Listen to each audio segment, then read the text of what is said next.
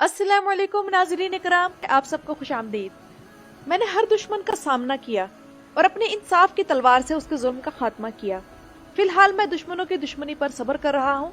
जब भी वो हमला करेंगे हम मजीद मजबूत होंगे और अपनी तलवार से बदला लेंगे जो इन्हें काट कर रख देगी।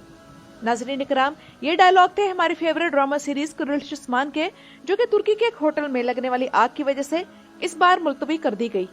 महमद बोजदैग ने पहले प्रोमो चलाकर फिर वो डिलीट क्यों किए और किस्त ऑन एयर होने से कुछ देर पहले ही कैंसिल करने का ऐलान क्यों हुआ, तो आज की वीडियो में इस पर बात करेंगे।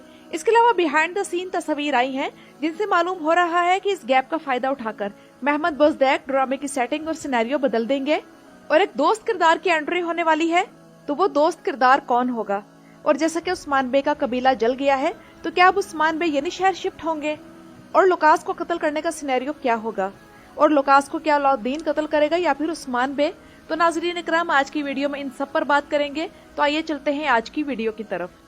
तो किस्त आखिरी लम्हात में क्यों कैंसिल की गई, इसकी तफसीलात नाज़रीन इकराम ये है कि पहले तो तुर्की के जर्नलिस्ट बेसन आल्तुनताश ने किस्त रिलीज होने से कई घंटे पहले खबर दे दी थी कि अगर आखिरी वक्त में फैसला तब्दील ना हुआ तो अभी तक यही फैसला है कि किस्त नहीं दिखाई जाएगी।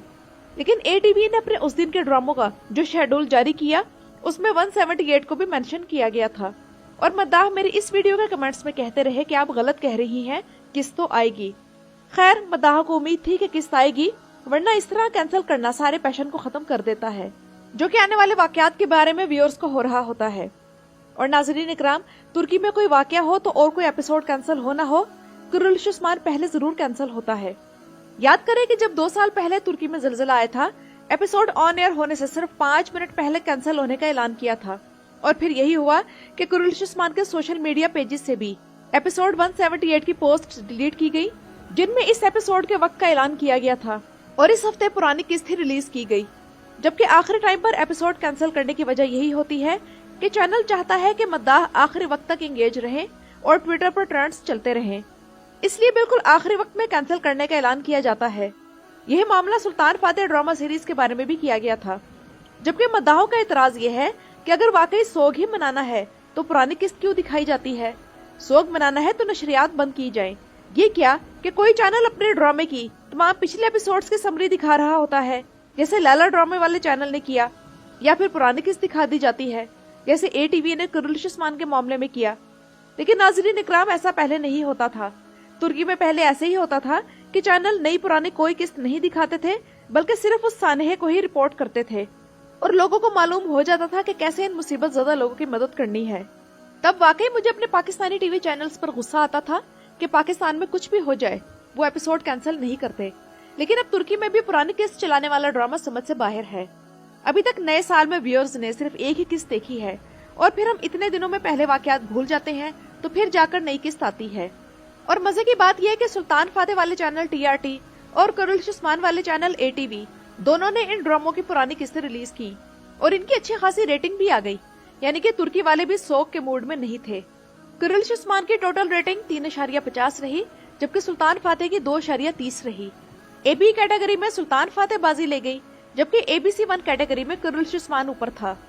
तो कहने का मतलब यह है कि अब तुर्की में भी यही होने लगा है कि पुरानी किस्त दिखाने को सोग का नाम दे दिया गया है और यहाँ भी सिर्फ अपनी किस्त की रेटिंग कम होने के डर से ऐसा किया जाता है, व्यूअर्स का कोई ख्याल नहीं होता।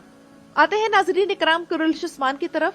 और उस्मान बे के बारे में मैंने अपनी एक पिछली वीडियो में ये ख्याल जाहिर किया था कि उनका आने वाला सिनेरियो ये होगा कि वो खुद से मुगलों की कैद से भाग निकलेंगे। इसके अलावा कबीले में से भी कोई एक होगा जो इनकी मदद करेगा। तो वो कौन होगा? या तो वो नया तुर्क सरदार जिसके आने के बाद उस्मान बे को हौसला मिलेगा और दोनों मिलकर लुकास से इंतकाम लेंगे। लेकिन यहाँ मसला ये है कि इस तुर्क सरदार के आने की खबर फाइनल नहीं हुई कि किस किस्त में इसकी एंट्री होगी। अंदाजा यही है कि ये किस्त छोड़कर अगली 1 या 2 किस्तों में इसकी एंट्री हो जाएगी। इसलिए उस्मान बे की मदद कबीले में से ही कोई कर सकता है, यानी कि सारोचा, यूसुफ, गाजी बे और हलीमा में से कोई। हलीमा को निकाल दे। और यूसुफ के बारे में बज़ाहिर लगता है कि वो उस्मान बे का गद्दार बन गया है, लेकिन ट्रेलर में कई बार जो दिखाया जाता है वो हकीकत नहीं होती। तो अगर यूसुफ वाकई में गद्दार नहीं हुआ तो उस वक्त वही उस्मान बे की मदद कर सकता है और बाकी लोग तो कैद होंगे। या फिर यूसुफ के बाद दूसरा ऑप्शन आयशा का रह जाता है कि वो इल्बाए आल्प की बेटी होने की वजह से कबीले में आजादाना मूव कर सकती है। अब आते हैं इस तरफ के लुकास किसके हाथों कत्ल होगा, उस्मान, और हान या अलाउद्दीन। इनमें से कौन लुकास का कातिल बनेगा। तो एक ट्रेलर में तो अलाउद्दीन को लुकास से लड़ते दिखाया गया है और दूसरे में उस्मान बे से, लेकिन लुकास के बारे में मिलने वाली खबरों के मुताबिक उसे उस्मान बे ही कत्ल करेंगे। और एक और खबर के मुताबिक आजकल एरेना में शूटिंग चल रही है, तो अंदाजा यही किया जा रहा है कि उस्मान बे लुकास को वही कत्ल करेंगे।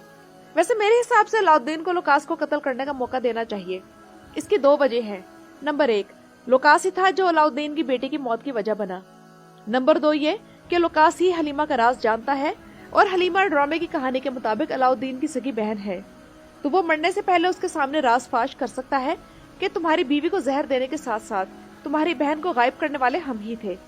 लेकिन शायद अलाउद्दीन को इतनी अहमियत ना दी जाए, क्योंकि इस सीरीज में हर बड़े दुश्मन को उस्मान बे ही कत्ल करते हैं।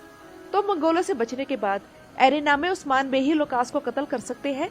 लेकिन नाज़रीन इकराम, दिरिल शार्तुरुल में ऐसा नहीं होता था। याद करें कि उसके पहले सीजन में सबसे बड़ा दुश्मन तितूश था, लेकिन उसे गुंदुगदू ने खत्म किया था, जबकि उस्ताद आजम का तुर्गुत के हाथों खात्मा हुआ था। लेकिन कुरुलुस्मान में कानून दूसरे हैं। और अब आते हैं इस तरफ, क्या अपना कबीला जल जाने के बाद उस्मान बे यानी शहर शिफ्ट हो जाएंगे। तो नाज़रीन इकराम, यहाँ फिर से उस तुर्क सरदार का जिक्र करना जरूरी है जिसके बारे में कंफर्म हो चुका है कि वो उस्मान बे का इत्तेहादी होगा। और इस बात का सबूत है नए कबीले की तामीर की ये तस्वीर जो कुरुलुस्मान के सेट से मिली है। उस्मान बे का इत्तेहादी कबीला आने से कहानी और ड्रामे के माहौल में बेहतरी होगी और उस्मान बे को एक मुखलिस साथी भी मिलेगा। तो अगर इसकी एंट्री मलहून खातून जैसी हुई कि जब उस्मान बे आया निकोला से बचने के लिए भाग रहे थे तब मलहून इनकी मदद को पहुंची, तो हो सकता है कि इस नए सरदार की एंट्री का भी इसी तरह का सिनेरियो हो।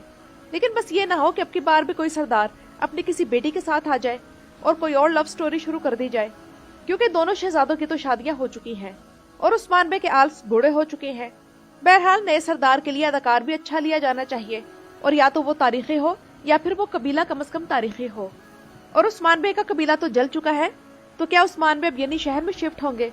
तो नाज़रीन इकराम, ऐसा होना बहुत मुश्किल है कि उस्मान बे यनी शहर शिफ्ट हो जाएं।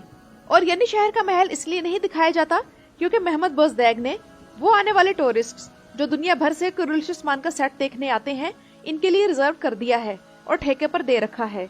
इसलिए महमद बोजदैग ने वो कॉन्ट्रैक्ट होने के बाद उस्मान बे को सीजन 5 के आखिर में ही कबीले में शिफ्ट कर दिया था। तो नाज़रीन इकराम, ये तो थी मेरी आज की वीडियो। तुर्की के टीवी चैनल्स जिस किस्म का सोग मनाते हैं, इस बारे में आप लोगों की राय जरूर जानना चाहूंगी। मेरे चैनल पर आने का शुक्रिया।